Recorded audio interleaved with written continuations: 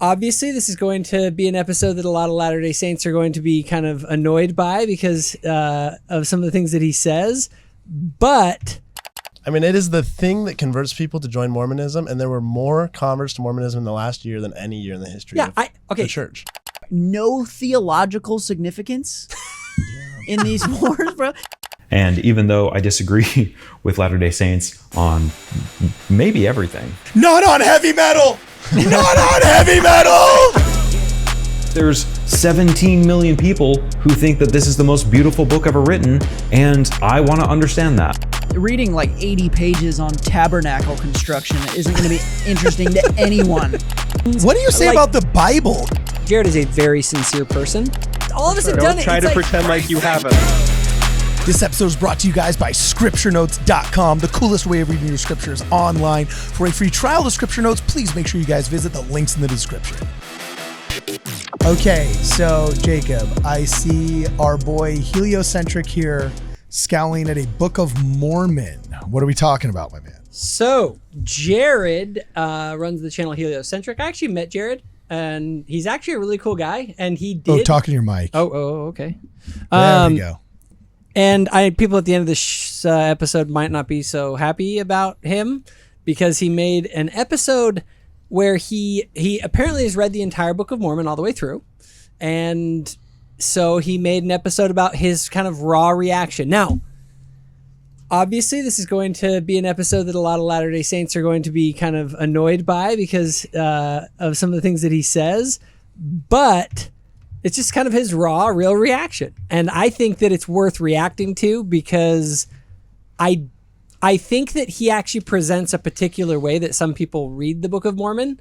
And I think that, I just think it's worth commenting on. Okay, so you don't think he's just doing typical atheistic tropes that he's heard and just recycling kind of old garbage. You think he's actually being authentic in his authenticity? Because a lot of authentic content is really just... No, I know Jared. I've met him. I've spoken with him as well, full disclosure. He's an authentic guy. Like I think people can authentically sort of read the Book of Mormon at a certain level, and you'll kind of see, and we'll get into that, kind of this level of analysis that he brings to the book.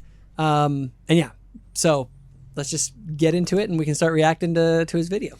Okay, cool. Awesome. So here we go. Let's go. Hold on. Just to get started, go to start it at the 2-minute mark. At the 2-minute mark. Oh, bummer, because I thought his kind of intro was a little bit funny. He's got good intros. He's like a really, really good YouTuber. Yeah, you can start at the very if you want to. The meat of it starts about 2 minutes in. So do we want to? I think he makes a good point at the intro, though. Okay, that needs to be addressed at the outset. That's fine. Okay, cool. Awesome. Start at the very beginning. Right. Then we're gonna start at the very beginning. The YouTube channel is Heliocentric. And the title of the video is I Am an Atheist. I read the entire Book of Mormon. Heliocentric, go. Ladies and gentlemen, in just a moment, I'm going to have a gaggle of lesbian OnlyFans models come out here, strip down naked, drink black coffee, and read every single cuss word in the Merriam-Webster dictionary. And that's going to happen in 3, 2, 1. Cool. Now that my Mormon audience is gone, I want to talk to you guys about that. To offer all of us are just even more locked in. He's good. He's good. He's good at what he does. Jared's a genius. Where are the girls? All right, on we go. Continue on. Okay, here we go. Very real disclaimer at the beginning of this video. If you are a Latter-day Saint, I want to encourage you to consider not watching this video. I've talked at length on this channel about how painful it was for me to leave religion, and videos like this when I was younger, at best, just made me kind of pissy, or at worst, were kind of emotionally tumultuous for me. I'm sorry. This is the audio snob in me. The only thing that's making me pissy is the echo in your room. Sorry, Jared, you're a nice guy, but we're going to deck you out with some microphones. We're going to hook you up with some, solid room treatments. That's all we're going to do, my man. Now we keep going. And that was the point. That was the point from the beginning that I was talking about. They have this thing. Remember the guy from the Ensign Peak that whistleblower wrote the Book of Mormon thing? At the beginning of his book, it was like, if you're a TBM, don't read this. And John DeLynn did the same thing on X just like 2 days ago. He put out a thing, 5 reasons why I'm not Mormon. And at the top, he put, if you're happy in your faith, don't read this. And Jared, he's a cool guy. I've also met him. He's a cool guy. He likes to talk about tired tropes that he doesn't like seeing pastors or churches repeat. And this is one of those for Latter-day Saints, I think, is the tired trope of like, if you listen to what I'm about to say, your faith is going to just like, and he doesn't even say anything that interesting in the video. Like if he actually had something that was kind of new and big, okay, but yeah, like, I will, and we'll see. Come this. on, man. Let me just give the preference to everyone, because having obviously watched this and knowing all the things that he talks about, you guys, this is not a big one. Like this one will annoy you. It may annoy you, but there's nothing in this that's like hasn't been said 5 billion times since the beginning. Yeah, and I think all of us do tire to a certain extent of this whole like, oh well, I just know too much. I just found out too much. But if it works for you, that's great, little child. Like you can live in wonderland, not realizing it's all a dream. But for us wise, and it's just this backhanded way that I don't think he necessarily does purposeful, but it reinforces this "you're stupid if you believe" kind of thing. And they always refer to it as like back when I actually believed, as though that's something, as RFM said, they graduated out of. And I guess the only reason why it bothers me is because it's like, well, how benevolent of you? How dare I say Christian of you? It means you're not a real atheist. Because if you were a real atheist, you would understand that this morality does not matter.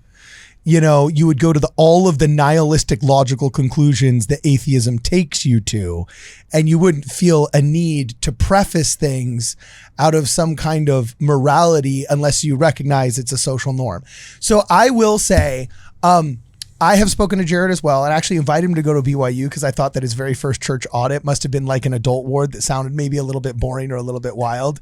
And I said, I think you'd have a much different experience if you went to church with us amongst people your age, amongst your peers. And he was super open to it, but I couldn't get BYU to cooperate. So again, shame on them, because in that lack of cooperation, now all of a sudden, this is what they're having to deal with. You know what I'm saying? He's going over the edge. He's going over the edge, man. He, go to YSA? He did go to YSA. I don't think Yeah, I he think he took you up on it. He did go. No, he went to one ward. The first ward he went to was like really bad, but apparently there was some like scandal the week before in that ward, so it was like really awkward when he went to. And it was fast and testimony meeting. Yeah, there were all sorts of problems. Can be a little bit. And then he went to a YSA ward and like had a great experience. And like he does atheist church reviews, so he goes to different churches to like review stuff. And he actually gave us kind of a negative review, but then he was like really positive about it. And it's funny stuff. So I don't want to trauma dump, you know what I'm saying? Like my annoyances with other atheists on this specific one, right? So hopefully he'll actually come on the show. I lost track of him. I confess the ball was in my court and I dropped it. He was going to do a video with us. But I've been in touch with him, and I have a little announcement at the end of this episode that I want to make. Ooh, okay, cool, awesome. Well, we're gonna keep going. Heliocentric, which great channel name. Heliocentric, go. They impose that on somebody if that's not the kind of headspace that you need to be in right now. There is zero shame in putting this video on the back burner or just not watching it entirely. All right, maybe we should back with out. all those. Okay, what? Maybe we should back out. I don't know. All right, have a If I can over, handle guys. this. I don't know, guys. I'm gonna have my mom pick me up. Let's go to the one that Jacob was saying. All right, let's go Finish that 2 thought. minutes. So 2 minutes. 2 minutes. So this is his big announcement, his big sort of what he saw when he read the Book of Mormon. So 2 minutes until, I'll tell you when to stop. Okay. Ex-Mos and never-Mos, I guess. I'm a never-Mo.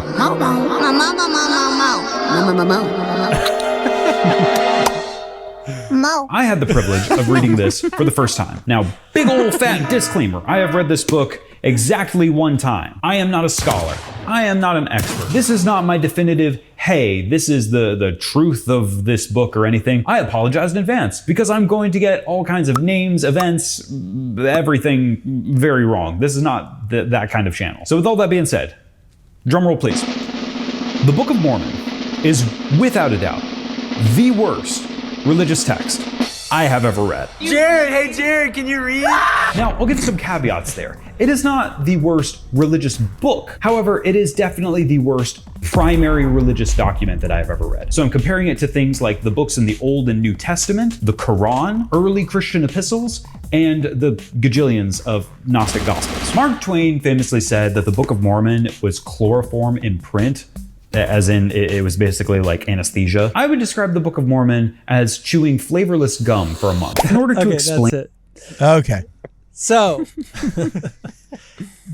I honestly, it was kind of funny. I kind of laughed when I heard him say that. Because I have also read the other religious texts. I've read, obviously, many of us here have read the Old and New Testament. I've read the Quran cover to cover. And to say that this is somehow the worst religious text, I just was sort of like, you know what this sounds like? Have you ever, you have like a It 17... sounds like the kids in high school that say Shakespeare is boring. Yeah, exactly. It's that's true. It is somebody... Shakespeare is boring. Now, here's the reality. If you take somebody who doesn't know and just reads the Book of Mormon, you just give it to someone and they're not like reading it seriously with real intent and stuff, like go give someone the Bible and do that. Go read the book of like Samuel in the Bible, or let's do like the story of, I don't know, in Deuteronomy or whatever. Like there are all sorts of religious texts out there that if you just read them without any sort of understanding of them, you're going to have the typical sort of teenage reaction. Yeah, reading like 80 pages on tabernacle construction isn't going to be interesting to anyone. I don't care how cool, like I don't care how old you are. It's not going to be interesting. Yeah, so I thought it was interesting because he gave us a standard to compare it with, and that is other religious texts. And I'm genuinely like, really? Like, I've read a lot of them. And the Book of Mormon, just on the, because I want to kind of approach this from an atheistic perspective. Okay. I want to say, okay, Well, just where's your fedora? Where's your Xanax? Your self-loathing? Your self-importance? Zanny. Your Zanny? No, Part of being an atheist? well, because it drives you to this like depressive inward. You know. Okay, keep going. So again, it's just one of those things that if you read the Bible or you read the Book of Mormon or you read the Quran, I'll even admit, maybe there's a lot more to the Quran than when I first read it. And maybe if I really studied it with someone, I could get more out of it. But yes, if you just read some of these texts just straight up, they're not going to be like the Lord of the Rings or something. But I have to say, I mean, the Book of Mormon has some pretty cool stories in it. Oh, for sure. Like some really kind of interesting characters and plots and issues. And he gets more into that. Anyone else have something on that? No, just I agree with you. And I think, okay, yeah, sure. Deuteronomy is probably one of the most boring books on the planet when you're in the sections of like the Mosaic Law. But also, I mean, David and Goliath is a secular metaphor, as just a cultural touch point, as just a plain old story, is awesome and riveting. So I wouldn't now, of course. I want to hear why. Why is he saying this? He gets more. Does He he get gets. into it? Yeah. He gets a little more into it. But I'll add something before we move on. There's actually a second Mark Twain quote that no one quotes ever. He didn't just go to Utah and then call the Book of Mormon chloroform in print and then leave. He, as he set out, Jeffrey R. Holland gives a talk. It's one of his first about Mark Twain's religious life. And this is where I'm getting that quote. The talk's called Soul Butter and Hogwash. It's really good if anyone's interested. But this is what Mark Twain said as he was leaving Utah after meeting with Brigham Young and getting cared for by the homely Mormon women. That's what he said. He said, "Neither hunger, thirst, poverty, grief, hatred, contempt, nor persecution could drive the Mormons from their faith or their allegiance. And even if the thirst for gold, which gleaned the flower of youth and the strength of many nations, was not able to entice them, that was the final test. An experiment that can survive that is an experiment with some substance to it somewhere." Wow. Also, by the way, here's an interesting thing. Whose books have sold more copies? Mark Twain or Joseph Smith? Here's one of the problems with Heliocentric's analysis here. You have tens of millions of people who not only think that this book is worth reading, they literally view it as scripture. So one guy's opinion who says, "No, this is boring," is like against not only all the people who have embraced this book as something incredibly inspired and divine, but like it's also had a demonstrable effect on the lives of those people for the better. Yeah, So- did Twilight, which is far more exciting apparently, change your life? Yes. Okay. And he explains the Book of Mormon as, and we're not there yet. I'll just summarize it because we're not going to watch the whole video. But he says the whole Book of Mormon is just like the Nephites are good and the Lamanites we'll are get bad. there. We'll get and there. they're fighting, then they repent, and they're fighting, then they repent. I'm already halfway let's let to my him- point, so I'll just. Can I read Okay, one we more can Mark watch that part Twain first. We'll get to quote it. really fast? We'll I get wanna to hear it. before we get Amazing. onto this? I want to hear another Mark Let's hear Twain the Mark quote. Twain. Okay, this is what he said about the Bible. He says, so this is for all the Protestants and critical Christians watching who are like, yeah, Mark Twain hates the Book of Mormon, like the Book of Mormon's stupid. Here's what he said about your Bible. He said, it is full of interest. It has noble poetry in it and some clever fables and some blood-drenched history and some good morals and a wealth of obscenity and upwards of 1,000 lies. The two testaments are interesting each in its own way. So he's not a friend of your book. I And love my Mark favorite- Twain so much. And my favorite, the best is when Brigham Young owned him, because you know what happened when he went to Really? meet Brigham Young? Yes, he patted him on the head and looked to like Mark Twain's traveling companion and goes, "Is this your child, boy or girl?" No shot. That's wild. Shut up, Diddy. Brigham Young actually did that to No, Mark Twain. not Diddy. Brigham It's Young. Brigham Young, not. Okay. So All right. let's keep going. Let's keep going. We're gonna go to 7 minutes and 5 seconds. 7 minutes and 5 seconds. Here we go. Heliocentric / modern Mark Twain. He'd probably appreciate that. Go.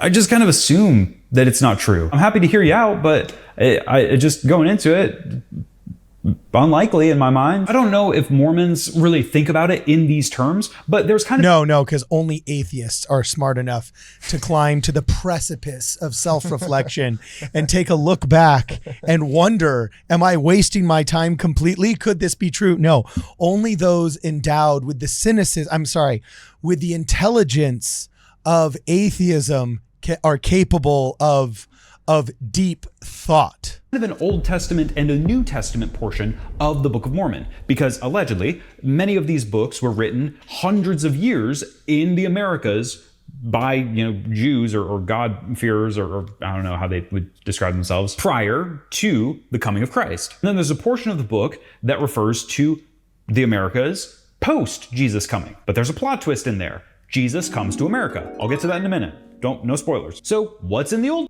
That was actually a pretty good graphic, and I think they should incorporate that one into the seminary videos, just like Jesus with a harp. I don't know how they would describe themselves prior to the coming of Christ. And then there's a portion of the book that refers to the Americas post Jesus coming, but there's a plot twist in there. Jesus comes to America. I'll get to that in a minute. No spoilers. So what's in the Old Testament portion? Is there anything cool? Anything fancy? Anything awesome? No! Brother. No! Come on, dude.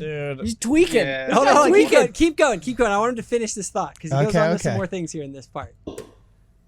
It's so boring. I don't know why doctors don't prescribe this over Ambien. Wait, it's can so I dull. ask a question? Is he saying this about the Old Testament portion only? Yeah, He's he's saying saying everything everything before before third Nephi is boring.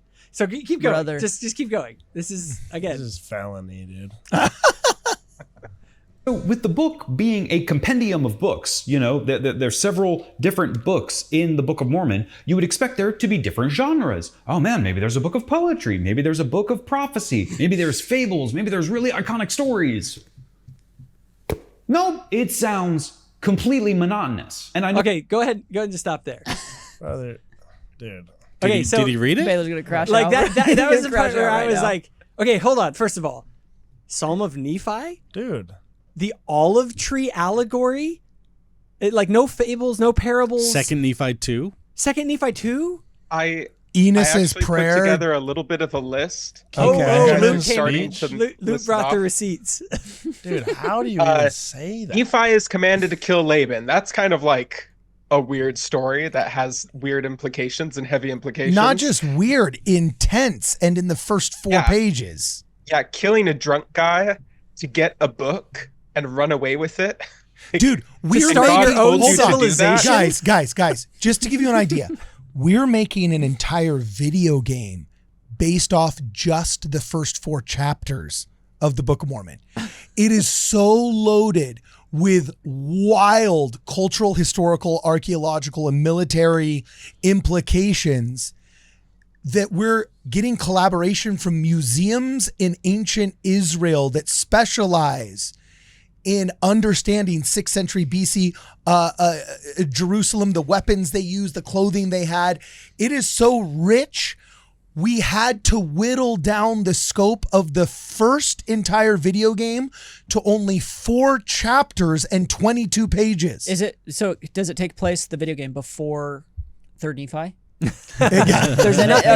if it's before the Nephi, it's chloroform and pixels. That's what you're dealing with. It's first Nephi chapter 1 through 4, but I caught what you said about chloroform and pixels, and that is actually pretty good, man. That's pretty good. So yeah, I got to tell you, I'm sorry. Look, Jared, I like you. We've spoken on the phone. I think you're a smart guy. I think he's open-minded. I don't think he's an anti-Mormon. I think he's acting in good faith and everything like that. But I can assure you, my man, if you're missing the beauty of the Book of Mormon from a believing or a non-believing perspective, I don't think it's a problem with the book. Well, and that's where I want to pause here just for a second on this. Okay, yeah. Let's just say that it's not it isn't what Joseph claimed it is. It's still a remarkable work of pseudepigrapha, if you were to call it that, in the sense of this. It demonstrably has like really interesting stories, moral conundrums, family dynamics, miraculous events, allegories, theological contributions. What do you say about the Bible if you can't see this in the Book of Mormon? And you're thinking that Ecclesiastes is somehow more exciting and more like cool in its like plots than the story of like the people of Ammon and the slaying of Laban and the Abinadi story, and like these are iconic stories that all of us sort of grew up with, that we look at and we put them. I would say that we tend to enjoy those stories more even than the Old Testament stories. Well, and people that didn't just from a story perspective, people that didn't grow up with it. I mean, converts to our religion love it. I mean, it is the thing that converts people to join Mormonism, and there were more converts to Mormonism in the last year than any year in the history of the church. Here's an example, a specific one from my mission. Okay, I remember I had a lady in my mission who was struggling, and I was encouraging her to read the Book of Mormon, and she read the story of how the people of Mormon were being persecuted. It was the people of Mormon, I believe, right? The Lord strengthened them not by taking away their burden, but by strengthening them so that they couldn't feel the load upon their backs. She read that story and she took such inspiration of it. She said, you know what?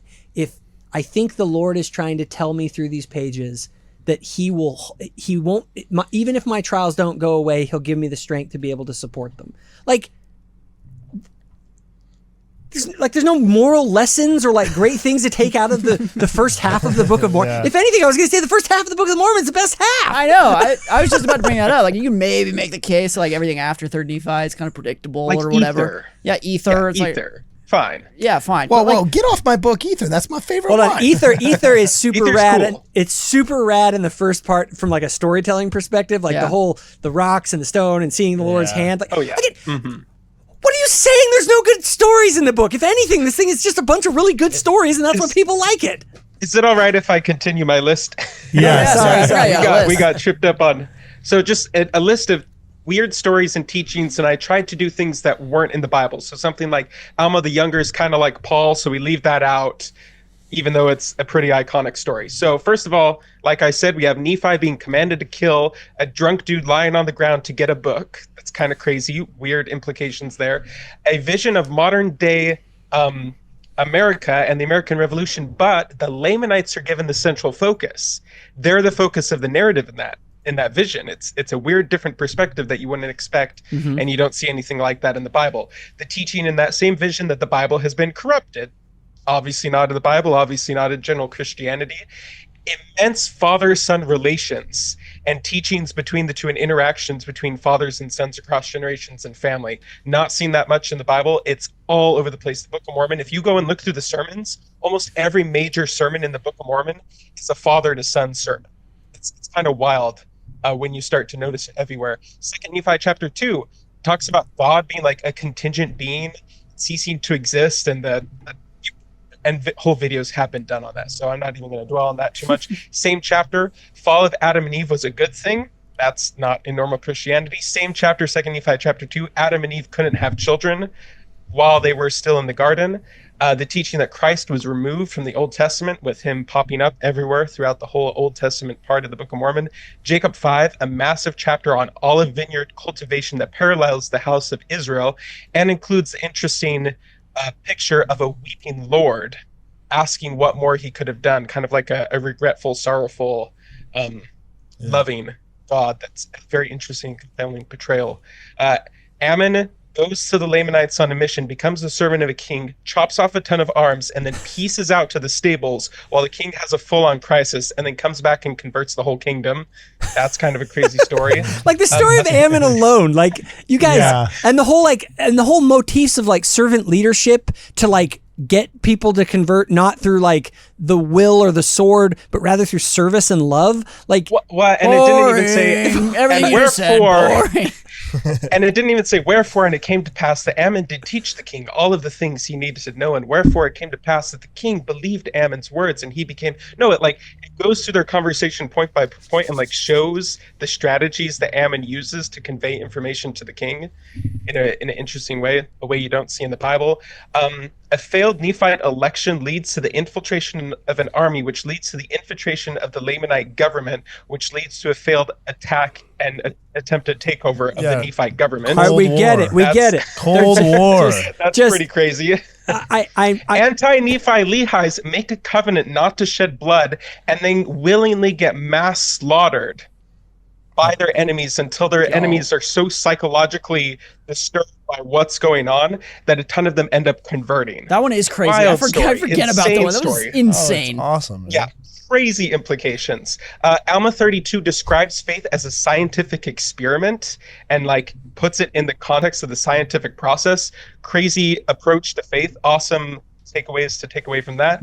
The massive destruction of the entire civilization at the moment of Christ's death, followed with 3 days of darkness preceding the coming of Jesus Christ. And then he also says that Christ doesn't do anything new. Once he comes, he just repeats the Sermon on the Mount, gives them the sacrament, and pieces out. That's not true either. It says that Christ gave a sermon that people couldn't even repeat. That's how crazy it was. That doesn't happen in the New Testament. They get all the children together, and angels come around and encircle the children with fire, and like the children get a special visionary experience that other people don't get. That's a new thing. That's kind of wild. Tells you about how God views children and childlikeness. And then Jesus comes back later to the people to solve a argument about what the name of the church will be. Like the New Testament doesn't talk about the importance of what the name of the church is. In the Book of Mormon, Jesus Christ comes back to be like, hey, cut it out, guys. My name's the name of the church. Stop arguing with each other. Contentions of the devil. And then he leaves again. That's not in the New Testament. And then, of course, the stones and everything that you talked about with the brother of Jared as well. Wild stuff. Not in is this New whole Testament video or Old Testament. Him saying why it was so boring, or like I want to know like pretty much. Let's actually. This is a perfect time to segue to the next part. Keep in mind everything Luke just said, and then Carden, go to 9 minutes 49 seconds. Let's just keep in mind all the things that Luke just said. All you guys know about the Book of Mormon, and then just see like, does he have a reasonable take here? Okay, here we go. 9 minutes, 49 seconds, go. Joseph Smith, he liked military history, and he thought, how cool would it be if I had this big book of military history battles? But with all of these military battles, there's no theological depth or richness to any of it. It is the same story, and it's the same lesson. Wait, pause this for a second. Bro. Really quick, is he making a historical claim that Joseph was interested in what did he say, military This dude strategies? freaking 50 years after the Revolutionary War who didn't know war any better than any of us, instead of writing some romantic like, oh my gosh, the guns were flying and I was holding the maiden that I was rescuing. No, dude, it's freaking march, counter march, military strategy. And then he's going to say there's not different genres in the book. He just said one of the genres of the book. No, oh my gosh. No, and then we're going to say no different genres. It's like, you guys, the Psalm of Nephi, like, Second Nephi 4? yeah, it's a beautiful like psalm in the middle of it. And then you have the chiasmus in the story of Alma 36. Sounds monotonous to me. It's like if you can't say anything about. So there's a really great book out there. In fact, Hayden, and we did a little bit of review on it. Yeah, we did. We started doing and it. It's called Understanding the Book of Mormon by Grant Hardy. Oh, it's so good. Yeah, it's so good. And what Grant does is Grant does a really smart thing, and actually I would recommend Jared, if you want to go back and try and maybe give it a second go and see if you can see a little between the lines of what's there, read Grant's book with it. So it's called Understanding the Book of Mormon. And what he does is he says, I'm not going to invite you guys to read the Book of Mormon as a work of scripture. He invites the reader to read the Book of Mormon as a work of literature and to analyze it through the eye of literature first. Just say, can you appreciate this book as a great work of sort of religious literature? And the reality is that he points out all these different things that, again, I don't care if you believe it or not. There is a lot to the book. One of my favorite things that he points out in the book is this. You guys all know Nephi, how he's kind of a jerk. He's like, I'm actually going to be the one who rules over you, brothers. And you're kind of like, Nephi, you're kind of a douche. Like why are you like, I get it. Like, you're Mr. Righteous Man and you kind of rub it in your brother's faces. Well, Grant points this out, and it's actually, once you see it, you like can't unsee it. And you're like, oh my gosh. When was the book of Nephi written? Was it written when Nephi was young and during the events? No. It was written later. And you want to know the time when it was being written? At the time that the family split apart. Now, here's the thing. Who is the leader of the family in Jewish tradition? It's the oldest brothers.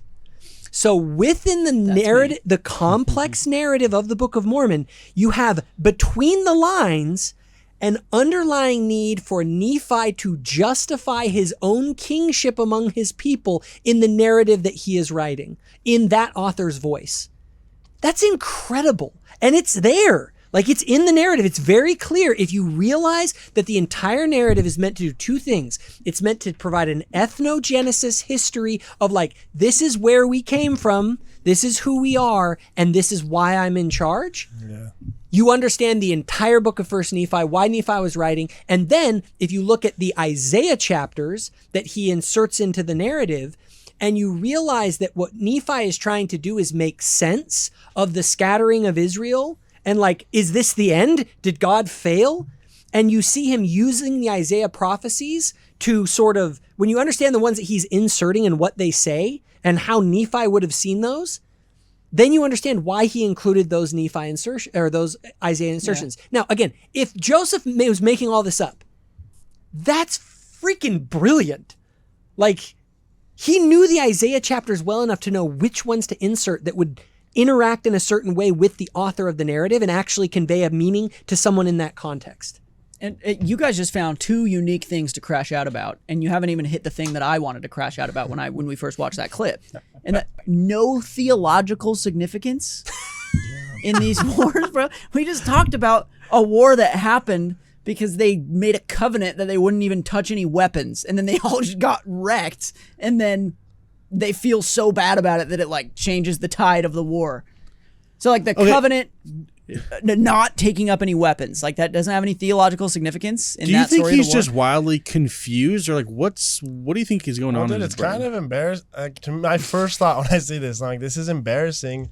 Like, my first thought when someone says this, I'm like, this guy just has a hard time understanding King James English. Like, that's what I think. That's the first, and I'm not trying to say that. He's, like you said, he's read all these other texts, but I'm like, dude, if the message that you get is monotonous, it means you can't get over and it came to pass. It means you're so hung up on it came to pass that you can't read anything else in the text. Which it's why I said do Shakespeare next. Like, if you're gonna try and tell me Hamlet has no cultural significance of import and yada yada, everything you said about the Book of Mormon, okay, try A Midsummer Night's Dream, bro. Yeah. You know, because that's Shakespeare plays aren't even that long. Like, the one I was thinking of was Crime and Punishment. Like, I could summarize that book being like, crime and punishment, whatever. This guy decides to kill a lady, and then for 12 hours of the audiobook after that, he's just like getting freaked out about the fact that he did it and is wondering if he's going to get caught, and then he gets caught. Yeah, it's a whatever book. And like technically I've summarized it correctly, but the psychological depth that is it Tolstoy? No, it's not Tolstoy. Gosh, it's Dostoevsky, isn't it? Yeah, Dostoevsky goes into In Crime and Punishment is like where the meat is. But in reality, the story is a guy acts as a lady and then just gets psychologically freaked out about it for a huge long novel and then gets caught at the end. We could all go around and choose like a masterful work of literature. I watched and then just like summarize Les Mis for the first time, and I'm like, this is the dumbest story ever. You'd be a good atheist, bro. Oh wait, no, it wasn't Les Mis. It was Phantom of the Opera. Okay, I watched. I'm like, this is so stupid. Okay, the That's music's fair. really good, but the Phantom of the Opera story is like very stupid. That's fair. But and like Jared's a huge metal fan. Jared's the Heliocentric, the guy that made this video. He's a huge metalhead. I think metal is a really stupid derivative musical genre, and he might get metalheads. Don't watch this video.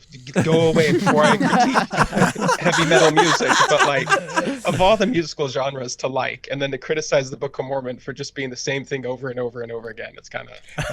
I think you can now, do it with anything. You can do it with anything you want to. If you come in with the right attitude at the beginning, you can make this critique of absolutely anything. Would now be a good time for us to introduce Hymns of Doom, the heavy metal remix that we're doing of the top 7 to 11 hymns. Yeah, actually, there's one of my buddies is inactive, but he's super into heavy metal. And he ended up dating this girl, and we were going to do it about a year ago. His head got in the clouds, but now he actually married her. And so he came back to me. He's like, I'm ready to do this project again. I'm commissioning an album called Hymns of Doom that are all of the heavy metal versions of the top, I think it's 7 or 11 hymns, and it's going to be heavy metal Mormon hymns. It's going to be freaking sick. So that will be our peace offering to Heliocentric, to Jared. He will be able to peruse this offering and see if it is of worth and of import and depth and artistic value. Are you guys saying he does like heavy metal? Is that a thing for him? Yeah, that's it. I think he makes heavy metal music. Yeah, he writes like, heavy metal. I don't think it's like good. It's fun. It's fun what's stuff. crazy? As a musician, I don't like all styles of music, but it's pretty easy to see a genre of music and say, I can appreciate that for what it is. So that is pretty K-pop. I don't know if you want, K-pop. Or I was just gonna say, I don't know if it's hypocritical of him to say that. That's why I'm wondering, like, what did he read, dude? Seriously. Well, the thing is, I think because what he knew about it beforehand was this is another Bible. And so I think he was trying to come into it being like, where's my Proverbs? Where's my mass genocide? Where's my theological differences that are pretty jarring between the Old and New Testament? Yeah. Where's my Paul making everything more complicated than it needs to be? And instead, Mormon put together this nice, coherent book that has an overarching message. And he decided that was simplistic because he was coming into it with like this is another Bible thing. Without obviously recognizing all of the nuanced complexity that's within those narratives, within the theology. I mean, Alma 42, when it talks about God ceasing to be God, that's like theological dynamite. Justice and mercy of the divine. In fact, there's almost a critique that people say that there's so much theological sort of depth and rigor in this that there's no way it could have been ancient. That's one of the arguments. Now he makes that point later, doesn't he? Well, let's actually move on real quick because I want to go to a little bit of his at 10:40. Go to 10 minutes and 40 seconds, and it gets a little bit of his kind of overall reaction because he actually does like us. This is not somebody who like has a vendetta against Latter-day Saints. He's dope. He's like a dope dude. Yeah. Well, and you chose a very unflattering timestamp. You know what I'm saying? He looks like he's in Gladiator about to say no. So this is 10 minutes and 40 seconds of Heliocentric. I'm an atheist. I read the entire Book of Mormon. And it's so pedantic with it. And I think I'm disappointed in reading the Book of Mormon because I'm fascinated by Mormonism as a religion. I'm fascinated by the temple ceremonies. Baptism for the dead, that's a doozy of a time. The first presidency, the Quorum of the 12, what the hell is that? No, that's a hell of a time or a doozy. Not a doozy of a time. Minor linguistic check right here. There's a lot of like really interesting and unique elements to the religion that I'm really intrigued by. And then for the crux of the whole thing to just be so underwhelming, it's like, I don't know. I've got a little bit of whiplash. I'm upset. The other thing. Right there. That's whiplash. I told you about that. I'm gonna lose Oh, really? it. Yeah. So he's throwing us a bone. no, he is, and his thing is, but this is where I kind of I don't want to dog too hard on Jared in this, simply because look, Jared, you went and read the Book of Mormon for the first time through. You just sat down. I'm sure he just kind of was powering through it. Yeah. You know what I mean? And if you just power through the Book of Mormon and don't study it, you're just gonna be like, man, it's just like a bunch of wars. These Isaiah chapters are freaking just boring. It's just King James. I'll skip that. And then you're kind of going all through. All of us have done that. Yes, all of us have done Don't it. try to pretend like you haven't. All of us have done that with the Book of Mormon. Yes, and there are, and you can do that. You can also sit down and really ponder and explore and cross-reference and think about the implications of something like God being subject to laws outside of himself, like is clearly outlined in Alma 42. And we've done whole podcasts about that stuff and how mind-blowing that is theologically. So to come in and just say that it doesn't have any theological depth and it's in the video, he actually says this isn't like Ecclesiastes that has all this inner conflict and stuff. I'm just I've read Ecclesiastes and I've read the Book of Mormon, and there's a lot more in the Book of Mormon. Well, I think it's easy to just you see a quote from whoever, Mark Twain, chloroform in print, and you just you accept this, smart people must think this, and it's it's not true at all. Smart people do not say that about the Book of Mormon. We all know Daniel Walker Howe, Pulitzer Prize winner in history, says, this is this quote, you guys have heard this, right? The Book of Mormon is a powerful epic written on a grand scale with a host of characters, a narrative of human struggle and conflict, of divine intervention, heroic good and atrocious evil, of prophecy, morality, and law. Its narrative structure is complex. The Book of Mormon should rank among the great achievements of American literature, but it's never been accorded the status it deserves. Yep. But heliocentric. He said it was boring.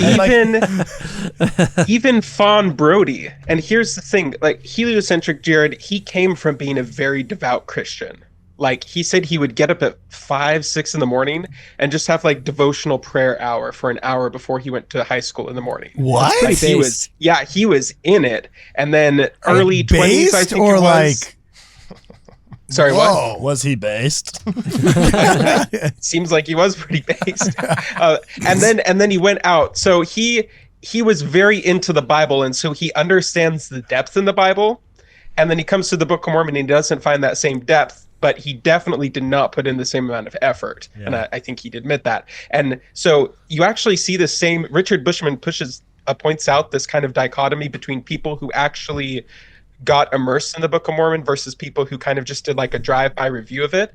And he points out that even Fawn Brody, famed critic of Joseph Smith and pseudo-biographer, maybe we could say it at this point, of Joseph Smith, she said, the Book of Mormon's structure shows elaborate design, its narrative is spun coherently, and it demonstrates throughout a unity of purpose.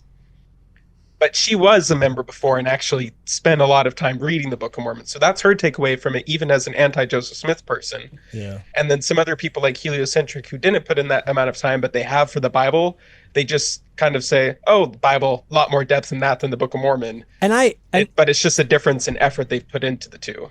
And honestly, that's kind of, if I could do anything with Heliocentric, I would say, let's just slow down for a minute. I know you wanted to say I've read the entire book. Cool. Yeah. Right on. Now let's actually study what's in there.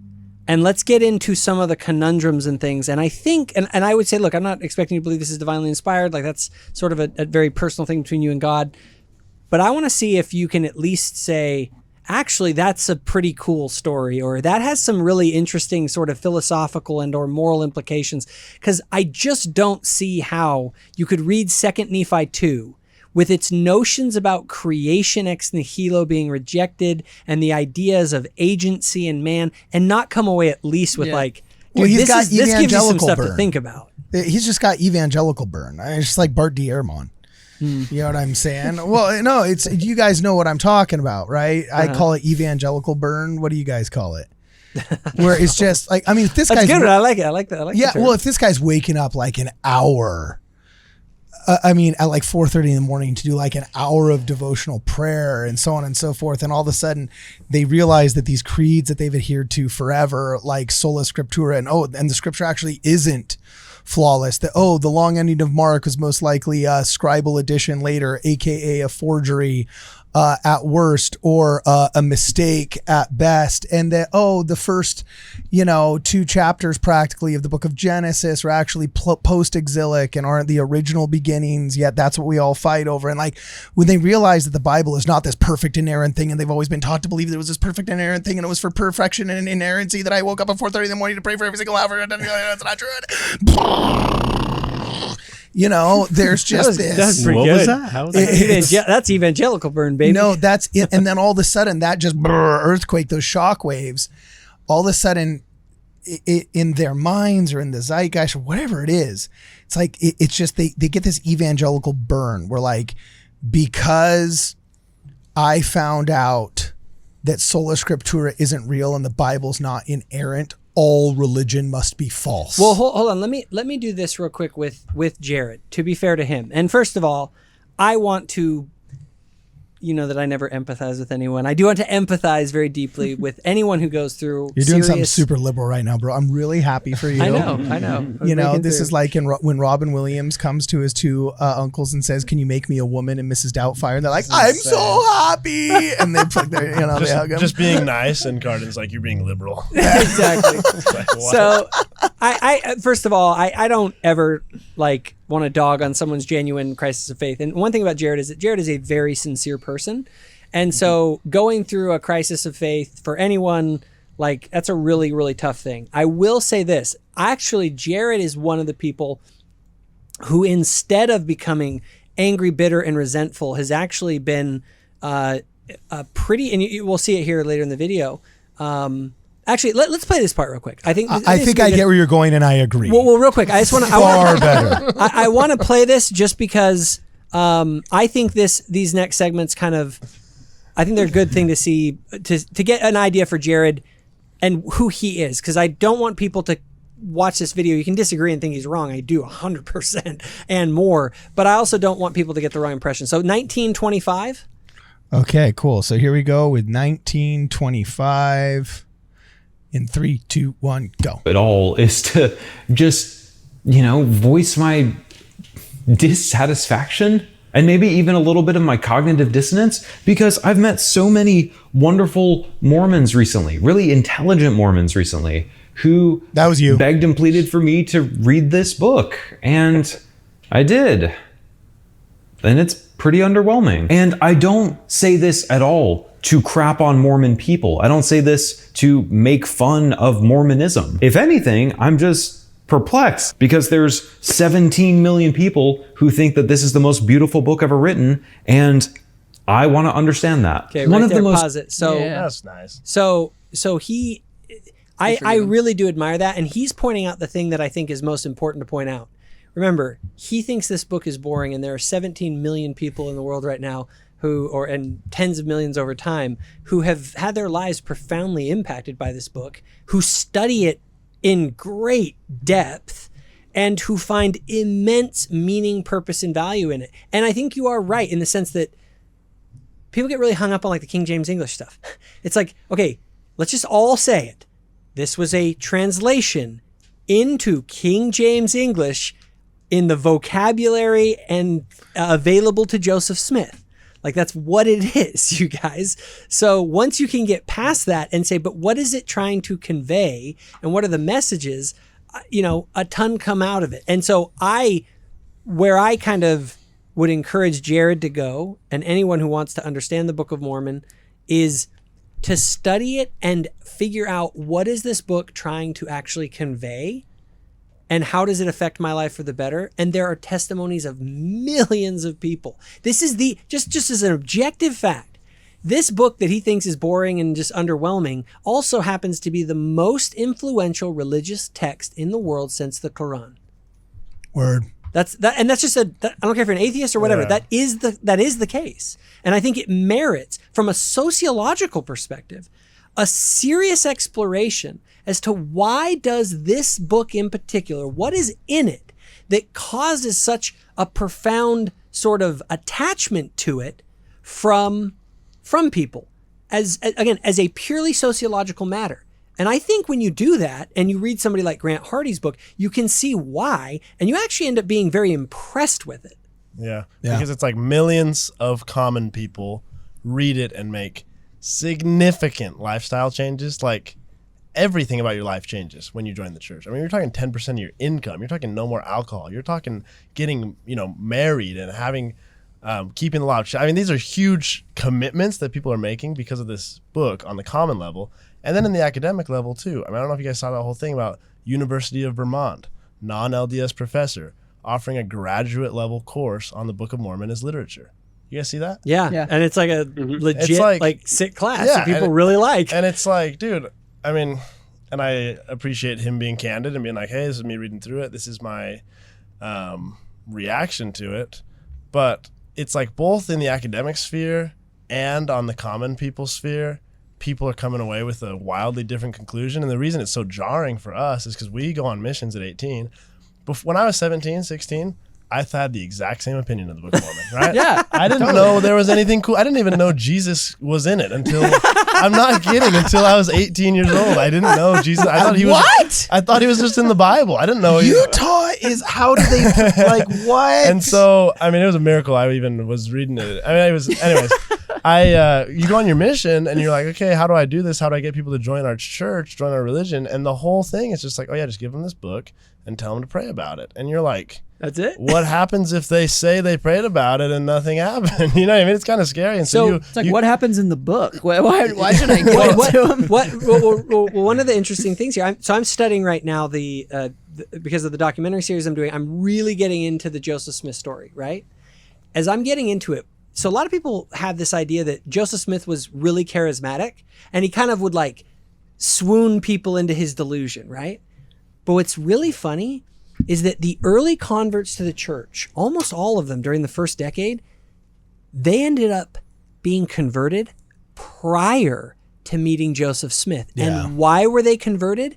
Because of the Book of Mormon. And these were not small-time converts. We're talking about Parley Pratt, Brigham Young, Sidney Rigdon. These people, before they ever talked to Joseph Smith, read that book and it transformed their lives. And these people went on to like settle the American West, found cities, make incredible sacrifices because they read this boring book that doesn't have anything in it of any substance. Yeah. And so it's just a demonstrable historical fact that this book is weird. And I don't mean just weird as in like it's kind of weird that you have this guy claiming this stuff. It's weird in the effect that it has had on millions of people. Exactly. And it needs to be examined not with a quick teenager read through, but with a serious sort of eye.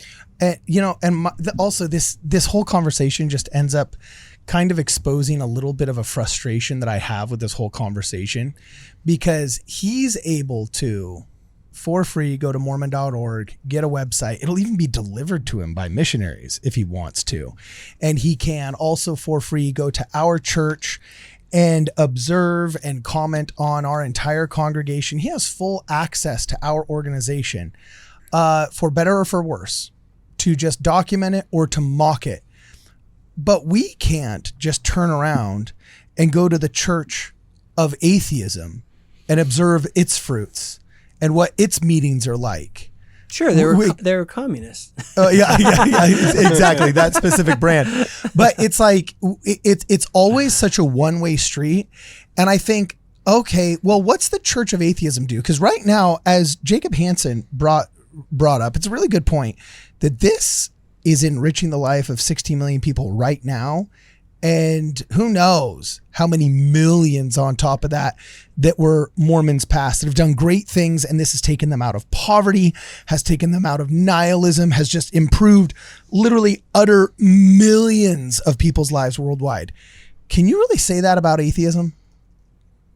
Like, are there just people right now bearing testimony to how just atheism was such a drastic improvement upon their life that, I was poor and I realized it was just a frame of mind, but then I became atheist.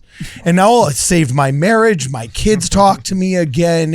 Like that's just not there. And so for people that say they're so smart, okay, and rely so much on appeals to, their intelligence and their analyses and facts and logic and so on and so forth, they never actually do the most basic analysis of like, can I say about my belief system what they're saying about theirs positively? And if so, or if not, what does that mean for what I'm advocating? I get the clout that I'm getting online for it, or else I get like how cool it makes me feel and how smart I look and all that other stuff. But like on a deeper level, when you go below all of the noise, what does this mean for me? And the people I see that are actually thinking deep thoughts actually are not atheists. They're believers of all kinds of different religions, not just ours. Okay. Yeah, and I would say this too. Actually, let's do this just to wrap it up. Okay. Let's go because I have a little special announcement for everyone. Okay, hit it. But I think I want to listen to this last part first. 21:30, 21 Okay. minutes and 30 seconds. We'll just watch that to the end. Those are his final words, and then I want to give a little bit of an announcement of something interesting going on with this situation. Cool. Here we go. There are a ton of really intelligent Latter-day Saints out there who are chomping at the bit, ready to correct all the places where I was wrong or give a retort or a response to all the areas where they think that they can answer some of my questions. Guilty as charged. And I'm here for it, man, because I'm an idiot with a big mouth, but I don't want to shut down discussion. Again, I'm sure I got some details wrong. Please forgive me. Turn the other cheek or something. But I hope that you guys can see my heart in this, because this is not, again, like some big, epic takedown of the Book of Mormon and why I think that it's not true. My intent is to give honest feedback to the 10 or so Mormon missionaries that I've talked to over the years. They've each individually asked me to read the Book of Mormon, and I've finally done it. And I feel like I can't continue to have a productive and healthy conversation with them unless I first air out my list of grievances about what I really think about this thing. This feels so bizarrely weird to say, but over the past maybe 2 years, I've really developed a love for both the Latter-day Saint and ex-Mormon communities for like very different reasons. But I appreciate and value them both. And I hope that in, griping about some parts of this book, I'm not advocating for people to bully or crap on Mormons. I've got some. Don't worry, the Exmos will take everything you say and run with it, but the active Latter-day Saints won't. So, and I shouldn't say Exmos, the Exmo anti-Mormons, especially on r/Ex-Mormon subreddit. So, do we keep going? Yeah, keep going. Finish keep it up. going. Okay, all the way to the end. Yeah, let's finish. Some hangups with this book, but I've consistently had really wonderful encounters talking to my Mormon neighbors, and I would love to continue those conversations. I've spoken my piece. I've said what I needed to say. The floor is yours. I'm happy to listen. And if you're a never Mormon, I would highly encourage you to read the Book of Mormon. If you're on a time crunch, I would say just read the Book of 3rd Nephi. See the hubbub about Jesus having a second ministry in the Americas. Mormonism is not going away anytime soon. It's one of the fastest growing religions in the world, and it is a religion that has dramatically shaped the landscape of American religiosity, and it will continue to do so. I am so fascinated by this group. And even though I disagree with Latter-day Saints on maybe everything, I am still grateful that they are here. Not on heavy metal! Not on heavy metal! And that they are people who are trying to make sense of the universe and life and everything in it. And for that, I'm grateful for them. So, my name is Jared. I'm an atheist. Oh, I guess this isn't an episode of Atheist Church Audit. My name is Jared. I'm an atheist. Read a book. Okay, cool. Mormon, I cool. think is what he said. He's a after dope that. dude. He's so sick. He's super cool. Good I vibes. really like Jared because he's genuine, and he gave his genuine feedback. We gave our genuine reaction to it, and he wants to kind of continue that conversation. So before I even had heard about this, it was funny. So we have the Wavemakers cruise coming up this fall. Yeah, we can get him on the show. Well, no, we're not just getting him on the show. We're getting him on the cruise. Thoughtful Faith is officially sponsoring Jared from Heliocentric to join us on the Wavemakers cruise. The intention of this, honestly, is just so that he can hang out with us. We're just gonna bore him to death on the cruise. We're just gonna bore him to Read death. him the Book of Mormon. It's not to debate him. It's not any of that. I think what happens is that I think that, and I told Jared this. I said the reason I want to sponsor you to come. Oh, well, it's funny. This was before he made the video, and then he said to me, he's like, "Hey, I know you want to invite me on this, but I'm about to release a video. Like, are you sure you want to do this?" And I was like, "Let's see the video, and then I'll see. Like, just to see, like, is it done in the right spirit?" And it was. And so I reached out to him immediately after I saw it, and I was like, it was actually funny. I texted him. I was like, "How could you do that? Like, like no way. Like, it's over," or something like that. And then I texted, he's like, "I'm just kidding." And he's like, "Oh my gosh, I was freaking out." So I was like, "No, Jared, like, you're good." And by the way, I wanted to tell him, like, you ever seen that thing where like everyone hates Latter-day Saints, but we like everybody? Yeah. And it's I say it's the cross that we have to bear because it's like this cross shape on the graph. Yeah. And I'm kind of like, Jared, like, that's who we are. Like, you can crap on us. I'm still going to be your friend. But here's my thing, and I told him this specifically. I said, I'm very interested in when I find somebody who's a good faith actor. I know what'll happen if they come and hang out with us. Yeah. They may not join our church, but they'll turn around and go back and they'll look at those people who attack us unfairly and that kind of are the bad faith actors, and they'll speak out against it. And if we can get atheists like Alex O'Connor, who I think is a good faith actor, and others to be genuine sort of critics and be willing to sort of call out double standards and other people who treat us unfairly, I think that improves things. So that's why I wanted to invite him on the cruise. So, hey, everybody watching, go sign up for the Wavemakers cruise. Go and do travel.com and you can join us and Heliocentric. Don't debate him. Don't get in an argument with him. Just hang out, be his friend, and we can all hang out in Mexico together. Okay, actually, while you're... Oh, sorry. What do you have to say? I was going to say almost all of us, because apparently anyone gets invited on the cruise nowadays except Katie. Hey, I'm not. Let's do our own cruise. Now, the cruise is cool and all, and the cruise really is cool and all, but when are we going to get this guy to General Conference? Like, I don't even want him to come to General Conference so that he can have a really good experience and make a good video out of it. I literally just want to know what he would think about it. I worry if the Book of Mormon bored him to death. I'm very curious. Yeah, hey, Conference would kill him. Oh my gosh. Yo, Jacob, I got a question for you, bro. Yeah. Okay, so you and I both know the Go and Do Travel guys, and here's the Wavemakers cruise, LDS Podcasters cruise.